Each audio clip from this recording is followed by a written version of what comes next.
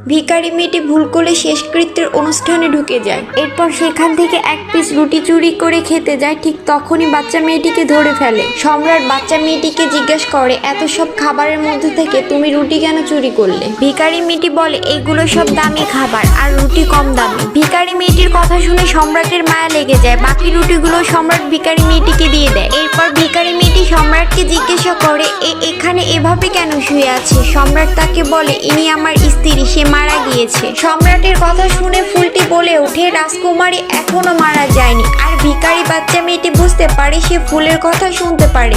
এরপর যখনই সম্রাটজিকে ভিখারি মেয়েটি বলে, রানীমা এখনো মারা যায়নি, সে জীবিত আছে। কবিরাজ সম্রাটকে বলে, রানীমা আর বেঁচে নেই, আর তার প্রাণ ফিরে পাওয়ার আর কোনো আশা নেই। কবিরাজের কথা শুনে ফুলটি ভিখারি মেয়েটিকে বলে, হাতে আর বেশি সময় নেই, রানীমাকে বাঁচাতে হলে এই পুতুলটিকে আগুনে পুড়িয়ে ফেলতে হবে। এরপর যখনই বাচ্চা মেয়েটি